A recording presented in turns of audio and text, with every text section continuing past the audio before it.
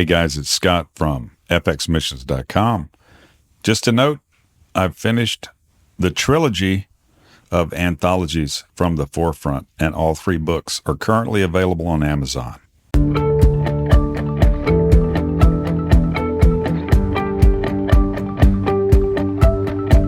Welcome to From the Forefront, an FX Missions podcast. Stories about courageous souls who felt the call of missions and obeyed. Hey guys, Scott McClelland here. We are really honored this month with the appearance of Tony Hedrick. Tony has been in ministry for many, many years, and especially in missions since 2000. We have been friends for some time. We finally had the opportunity to sit down with Tony and go over some of his work in Italy.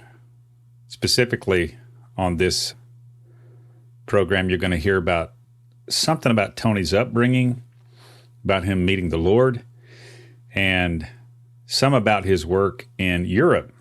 We ran out of time before we ran out of stuff to talk to, so I think we'll have Tony back pretty soon. But specifically here, his story is a real inspiration to me, and I think it will be to you also. If you want to reach out to Tony or know more about what his ministry is up to or about, check out the very end of the podcast where Tony gives his contact and other website information and such. Thanks again for joining FX Missions from the Forefront, and reach us at fxmissions.com. Tony is with ACCI. I guess actually, Tony, you founded ACCI a few years back. Yeah, I started in 2000. It started as a Canadian agency out of Ponoka, Alberta. It had been an agency which had been kind of overseen by a group called New Life Literature out of Norway. It was a partnership, Canadian-Norwegian partnership, and the guys became older along the way, and we just went and asked them, said, would you mind if we assumed your agency? Mm-hmm. And continued with New Life Literature, looking after them in Sri Lanka, and then at the same time begin to incorporate some of our own vision for a revived agency. So we changed the name to Adventive Cross-Cultural Initiatives, from ACCI to Adventive Cross-Cultural Initiatives. And the reason we use that kind of language is that we wanted to have a kind of a name that would allow us to would be able to go through entry points that might be closed countries and things. So our work would appear not only as being, and we make no apology for being evangelical and biblical and evangelistic and all of that, but we also wanted to have the kind of name that would allow us to do relief work and development work and that sort of thing, and have good receptivity on the other side. So we took that name. The only problem with that name, Scott, is that in some parts of the world, when we say Adventive, they automatically assume we're Adventist. So we just stopped using Adventive and said ACCI, so that we wouldn't have to answer those questions, right, whether we were Adventist. But the name really, it's kind of a neat thing to tell you about the name, because we tried to put 2 things together, which is adventure, and the idea of inventive and adventure together, adventive. And we really look for entrepreneurs, people who want to go start new things, and try to encourage them and try to support them as they do it. So we're not a centrally driven mission. It doesn't come out of our headquarters. We are field driven. You understand that idea? Mm-hmm. We really look to the missionaries on the field to give us direction and impetus about what needs to be done. We don't just set out a directive from Canada or from the United States. This is what we want done, and then have people fulfill our vision. We're here to help them fulfill their vision. So we wanted people who were adventurous and inventive. And the word inventive is really a botanical word. It's really kind of interesting how we arrived at it. It really means this, is to take a plant from one place and plant it in another place that's hostile, and to cultivate it until it grows. So the word was really quite good, even though nobody had ever heard of it. Inventive. So we just call ourselves ACCI, and right. that makes it easier to get around. Well, that's very cool. The fact that the meaning of that name snuck up on you guys is pretty No, it interesting did. too. Now, you It guys did. operate in the States and Canada now, correct? Yeah, actually, we have three locations. The first one is in Nepean, Ontario, Canada, which is a suburb of Ottawa, the capital city. Uh-huh. And then we're down here right near Charlotte in a place called Rock Hill, which is a suburb of Charlotte. You know it well, I'm sure. Yep. And then we also have an office, our offices in Western Europe in Parma, Italy. We're Okay. all over the world. We're on all five continents, but those are the three main areas where we have what you might call officing, you know. Yeah. Yeah. Permanent folks doing their stuff. Yeah, I know you Yeah. got permanent folks all over the country, but in terms of officing, well, that makes sense. Cool. I actually Yeah. didn't know you had kind of your offices there in Italy, which is kind of a great lead in to what I wanted to talk to you about. And if I'm guessing right here, I think we'll probably have you on the show, downrange a couple of times. Of course, we've been friends, and you're quite an inspiration to me in the work that we're doing. Yeah, So thank you. I wanted to talk a little bit about your Italy work. I know Sure. if I remember right here, as you'd mentioned, you've been in Italy 41 times in the last 18 years. And you have your ministry there, though you go back and forth. And I think, of course, you're kind of stationed there in the Carolinas in terms of a permanent home base. You're back and forth a good bit in what is not typical short-term work.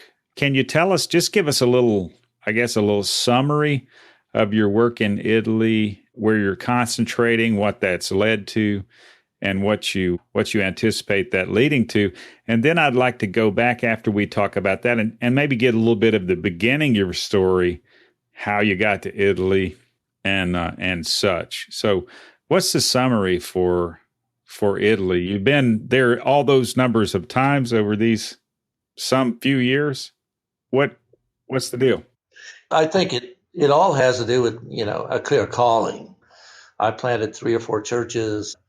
I've been a businessman at the same time, both bivocational, and that's up in Canada. And then I ended up teaching at a Bible college in Minnesota, actually a more of a missions preparatory Bible college for missionaries.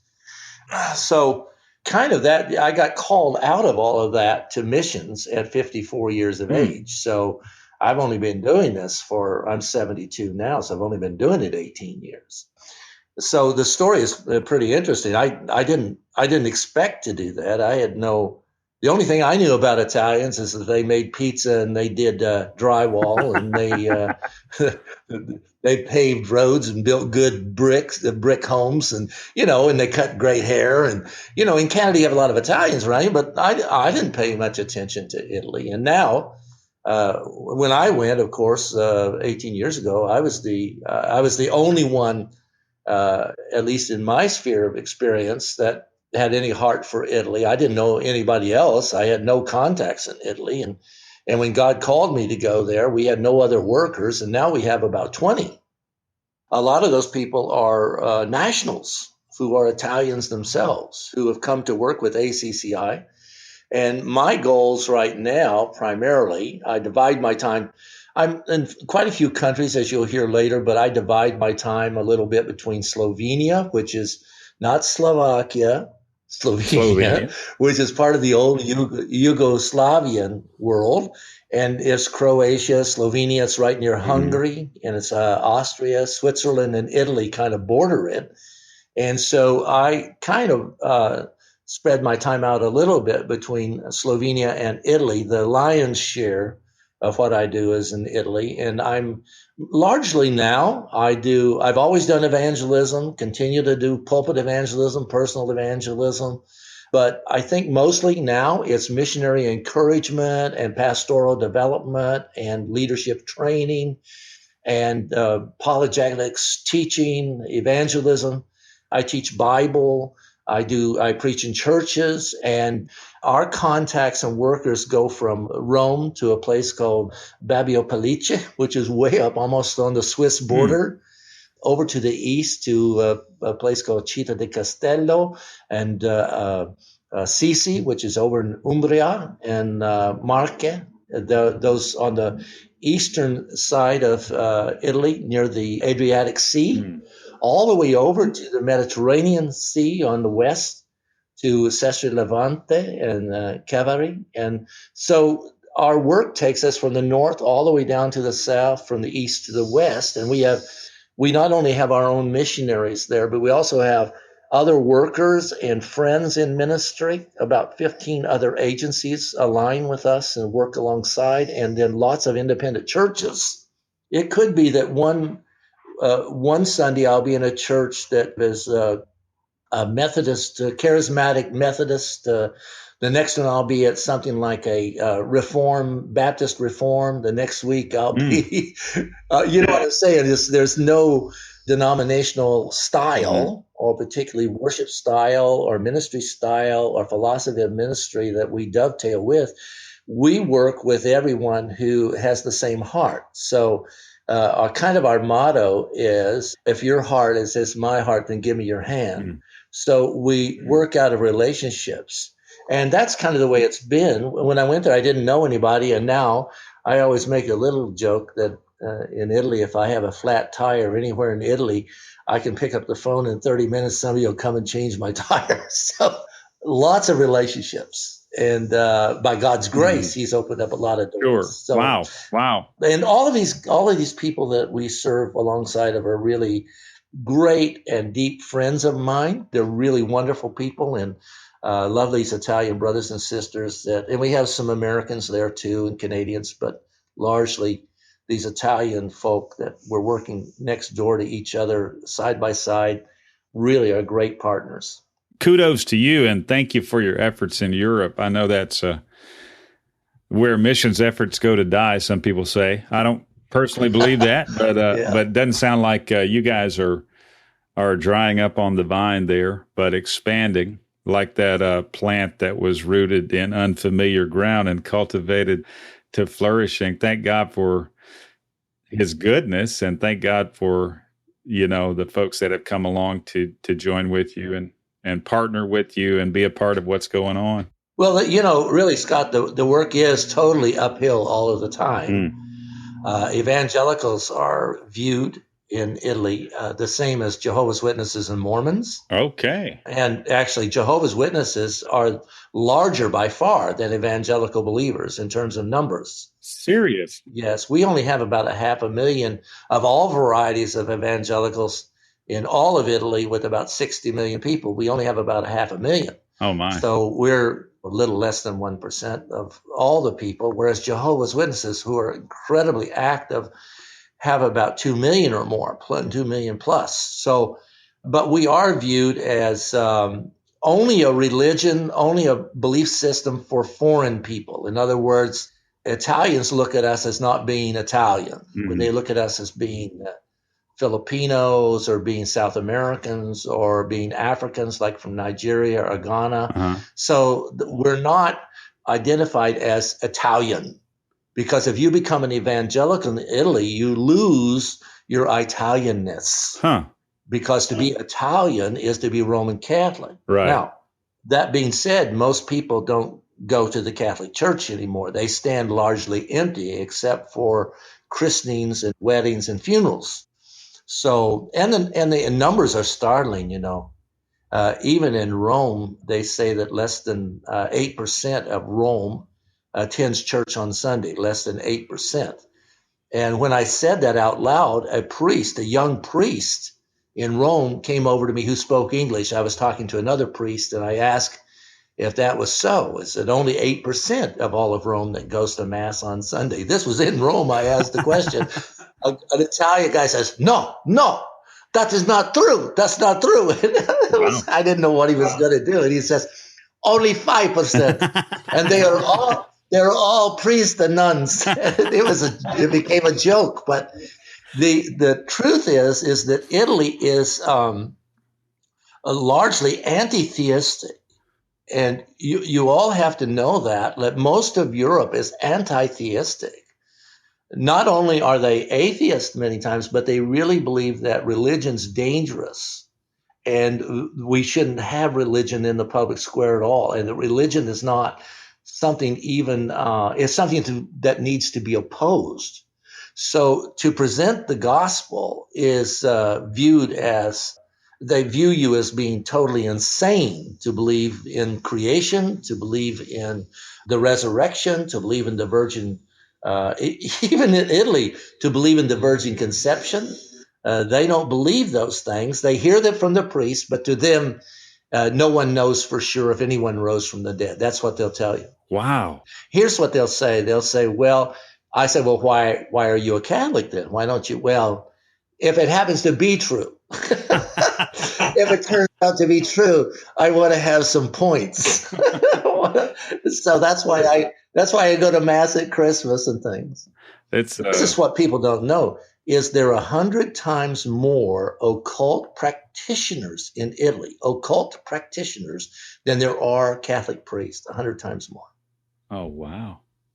There's tons of astrology and tarot cards and fortune telling, very superstitious people. Mm-hmm. So they really, there is still this vacuum, but it's being filled by occultism. Yeah. So people don't understand that at all about Italy. That is fascinating. Yeah, I am completely surprised. Of course, I've committed to going with you to Europe at one of these junctures, and you and the audience praying together might help me make good. It has nothing to do with desire to be there, or I can promise you I definitely want to get that kind of time with you. It's just an issue of availability, bandwidth, as some people call it. Well, I know what that's like. I get invitations to India and Africa and to go with you. And, there's only so much time. Yeah. And if you're going to be effective, you have to really bear down on what you're doing. You can't run all over the world, I think. Well, I think I'm an itinerant, so I'm in a lot of countries. But you have to really have a focus, and you can't spend – my focus is Western Europe, because I work best in a non-spiritual culture. I work best because of my apologetics background. I work best in a culture that doesn't believe in spiritual world at all.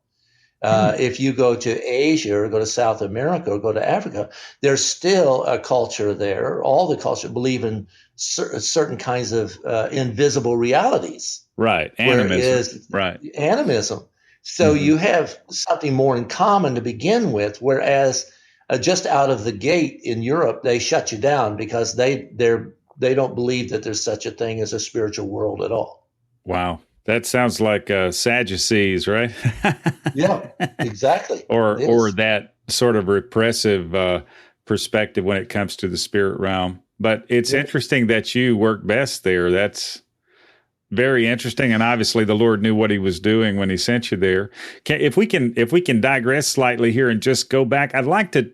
I think we are speaking here to a lot of guys who are, and girls and people who are trying to get their perspective on missions. Some are trying to keep going. Some are trying to get going, and others are trying to figure out if they've got somewhere the Lord's sending them. So, if we could step back just a little bit, I know there was a time in your life where fairly significant transition was upon you. You were going from something that you were good at, established in, and the Lord called you out of that and sent you on your way. I would guess that'd be right around the turn of the century, the Y2K, if you will.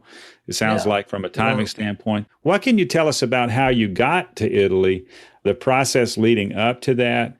And then I know I've heard this story some, so I remember it well, but my mind for details would not be the best retelling of this. So what was going on when you started transitioning out of what you were doing at the time and began to feel like Italy might be on your radar?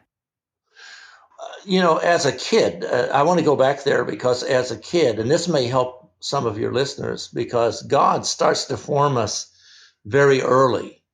And as a child, my dad was a pastor. I didn't become a believer until I was 30, a committed Christian. But my dad, he was converted in his 30s and had a great heart for missions. So I grew up in a home where we were reaching out to American Indians, to First Nations people.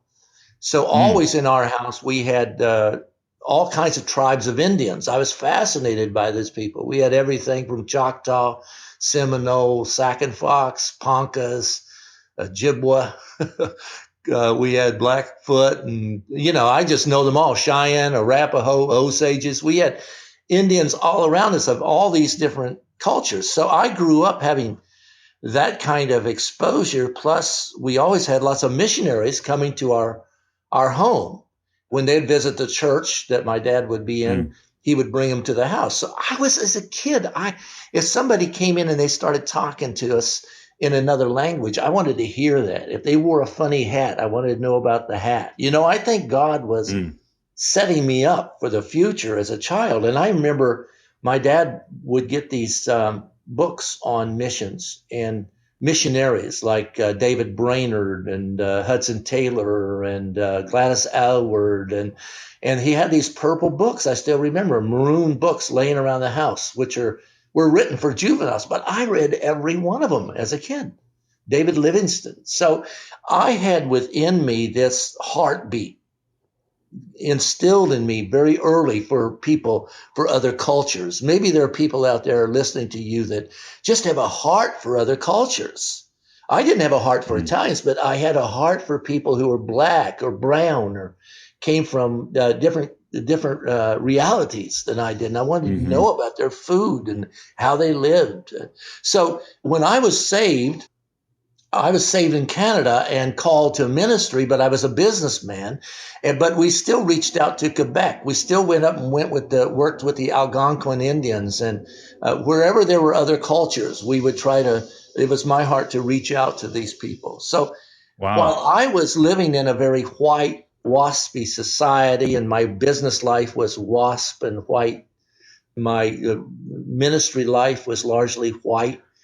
I extended myself to people of other cultures. So in about 1993 or so, 1992, some of my students, some of my people, young people in my church, had gone to Bloomington, Minnesota to attend Bethany College of Missions. Now, my daughter had gone there, and that's how I knew about it. So I would refer these young people to Bethany College of Missions, which is now called Bethany Global University. So my daughter went down, and I got fascinated about the school and what they were trying to do. They were preparing people for missions, and my daughter had been called to missions. So they heard about me after a while, because about 5 or 6 of my young people had gone there to school, and they said, well, why don't we have Tony come down and teach? So I started teaching down there part-time, usually in January. At some point, I felt called of God to go and teach at Bethany College of Missions, but I was pastoring a church and had a business. Well, slowly the Lord began to move me out of that. I retired. I sold my business and I moved out of the church. I handed in my resignation of a church that I had pastored for 14 years, loved the people, but felt it was time for change. And they then called me to come and teach at Bethany College of Missions. So we packed up and went to Minnesota from Ottawa, Canada. When I got down there, I got to thinking as my son Matt went off to Slovenia to do his internship. He was also a student there. He came home from Slovenia, and I got kind of upset. I said, why are my kids going off to France to live? They go off to Czechoslovakia and Germany.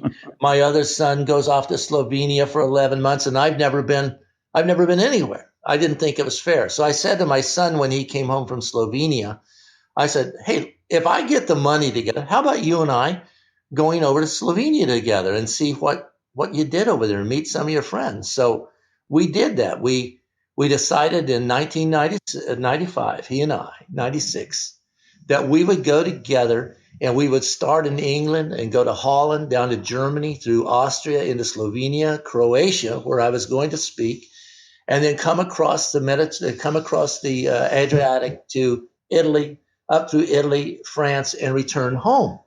So that was our trip. It was going to be 6 weeks to see Europe together. And I raised the money, and I had a ministry appointment or two, and we had some friends over there. So I went to see them.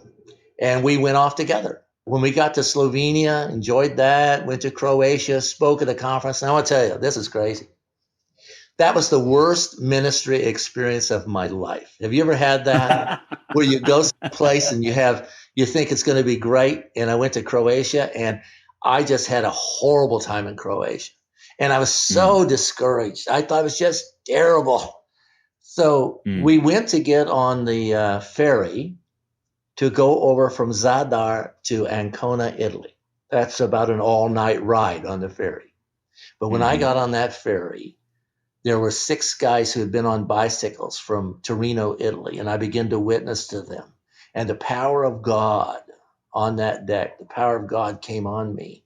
And I was just so excited in that witness, and they were so receptive. And then we went downstairs in the ferry, and there was a young girl and her mother. They were coming back from Croatia to Ancona, where they lived, and I began to witness to them. And they were so warm-hearted. They said, look, when we land in Ancona, you must come to our house to stay. And I said, no, we can't do that. We have a hotel arranged. She said, oh, well, then you follow us. We'll take you right to the hotel.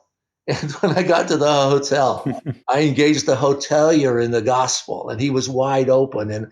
And I just said to my son, I said, you know what? I think my heart began to just melt for the Italian people. I didn't know a thing about it. Wow. And I said to my son, I said, I think God's calling me to Italy. Now, I had a job teaching. You know, it was a good job. I got to take the summers largely off and go fishing and that sort of thing, and grade papers and lecture, and got paid to do that. And I had a great, but this meant that, and you know what it's like, Scott, this meant that I was going to have to throw myself upon the gospel. I was going to have to do this again. I'd done it several times when the Lord had called me to plant a new church or something, but all of a sudden I was going to have to give up my job and throw myself on the gospel and throw myself upon support. Now, there are people listening who that scares the life out of them. And it scared the life out of me. But I want to say that in 20 years, the Lord's never failed me. I've always had enough for 20 years. I started with $1,500 the first year and had to raise more and more all the time to support more and more missionaries and do more and more things. And the Lord has continued to provide. So here's my point. God does not always call the qualified, but he always qualifies the called. You know that one. A.W. Tozer said, God does not always call the qualified, but he always qualifies the called. And so when God calls you, if he calls you, he'll look after you. And you can't worry about a paycheck coming every 2 weeks. You can't worry about that. If God calls you, you have to be obedient, and he'll provide what you need. So I called my wife out, who was working for a major publisher as an editor. She would be our only real source of income now. And we had a house to pay for, and we had payments and all of that stuff, and health insurance and all. I brought her out on the deck of the back porch. I'm 54 years old. I can't speak, but arrivederci. I could say ciao. I could say grazie. That's what I knew about Italy. Now I can speak Italian fairly well, but at that time I only knew 3 or 4 words. And she came out on the back porch, and I said, well, I have to tell you something. She said, what? I says, this isn't easy, but I think God's calling me to Europe and to Italy. She looked at me like, wow, really? That was so out of the blue. And she knew what it meant. She's always packed her stuff up and moved when God called us. You know, she knew, oh no, what does this mean? I said, I don't think it involves you right now or your job or anything, but I think the Lord wants me to quit teaching and go over there. It was like a Macedonian call. Go and help them. Because I don't see any Christians there. There are no Christians. Nobody knows the gospel. They've never heard it. Wow. There wouldn't be a 1 in 50,000 people that would be able to tell you what the gospel is, that Christ died for you. You don't have to earn your salvation. You don't have to keep the 10 commandments. You don't have to go through all the rituals of the church. You don't have to please the priests in the Vatican. They don't know that. So I told her that, and she's a slow processor, you know. So a couple of days she came back to me. She said, you know, Tony, she said, if the Lord's called you to go to Italy, then that's what you need to do. That meant that everything was going to be thrown on her. Boy, you talk about scary. And slowly, over a period of a couple of years, I managed to transition out of my work and out of my job. I started going to Italy. And you know that story a little bit about when I first landed in Italy and how I didn't know what I was doing, and it Wow. scared me to death. I mean, we can talk Yeah. about it. Well, that story is indelibly imprinted on my mind from hearing it once where you were with us on the Bro Summit last time. I think I would, if possible, like to save that particular story for a second rendition of this from the forefront. We're about Sure. we're about 80% through with our allotted time here, and it's been spent wonderfully. No concern there. But if you'd agreed to it, I'd like to get you back to talk about those first shaky steps on the ground in Italy. There is something to that story, and I thank God for it. And I think the Lord for your story in general, because I relate to it because it's similar to some of the stuff I've been through. You're a little more than an arm's reach in front of me in terms of progress in life. It's a real inspiration to me, and I'm thankful for your testimony and to step out and kind of start over at 54 years old. It requires a type of courage that I think a lot of people don't have to access in life. Obviously, the grace of God accompanies the call, so we don't look to ourselves for that courage, but there definitely is some participation, and I don't want to minimize That's that right. either. Right. You have to step Yeah, out. you have to cooperate with God. You have to cooperate Absolutely. with God. Absolutely. I did the same or something very similar, not the same, but something very similar in my early to mid 40s there. And I know after this last round of starting over with a wife and a family and a household and all that stuff, that it's a challenge. And you kind of say, wow, thank God for the fruit and thank God for the new direction. And we're collaborating with him on this new opportunity, something he's pointed us to. But I hope I don't have to do that again. Oh boy, It's hard. I guess It's so. hard. It's hard to start over. It is. So, It but thank is. God we look for meaning in him, not in ourselves, not even in our Right. work. We look for meaning in him. So that is for me. We've done that 3 or 4 times, like you have, and you Sure. may have done it a few Yeah. more. But every time we do that, it makes me think about and remember that we look for our meaning in the Lord. We don't look for it in our how much progress we've made. Our sense of self doesn't come from our giftedness or any of our results or any of that kind of thing. It comes from the Lord. And when you start over, that's a gut check. Yeah, That's but a reset. Scott, don't who wants to not have stories when life comes to the end, when as they use the phrase now, at the end of the day, at the end of the day. I mean, really, I want to have stories. Mm. And so many people live their lives that they haven't really tried God out when God tells them to do something. And so they live lives that are so much less than what they could have. Mm. God gives us opportunities that are just abounding with excitement. And I wouldn't be able to tell these stories if I hadn't trusted God. And Mm. I mean, you've been an encouragement to me because I think we're cut from the same Yeah. cloth. We see something, and though it seems beyond our reach, we know that God is in it. And when we know that God is in it, we say, why would I want to miss that? Yeah. I don't want to end up at the end of my life looking at my life and saying, I sat in a cubicle, I processed numbers. If I can say to anything to anybody out there, don't do that. Build into your life opportunities to serve, build into your life trips to places like Mexico or Guatemala or to Thailand to work with orphans in Thailand. You can change. You can't do everything, but everyone can do something. Mm. And that way you can say when you're finished, I did that. I tried God out and God proved himself faithful. Wow. And yes, I've been there. So many people live what I call landlocked lives. They live on an island. And the world's huge, and God's world is immeasurably interesting. And Wow. so I just thank God that what you don't have, sometimes what we don't have in money, you and I can say, well, we don't have money. I don't have a cottage. I don't have a 30-foot motorboat. I don't have that. But I've got stories. Oh, I've got people I know all over. And I've been playing. How many people from a small farm in Oklahoma, that's where I come from, whose father had one arm. His arm was off at the shoulder, and his mother was totally deaf. How many people do you know that have made 41 trips to Europe? Wow.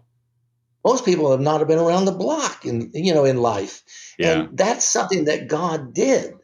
And I can say, that's remarkable. It's impossible, in fact, in my life to think that would have been done when I was 20 years old, to think that would have been reality. I'm reading you loud and clear, Tony, and I'm inspired, and I want to just go on record here because I think your words are inspiring more than just me right now. I want to encourage the people who are thinking about this, who are feeling the tug of the Lord, the Holy Spirit speaking and drawing them. I want to just say, step out there.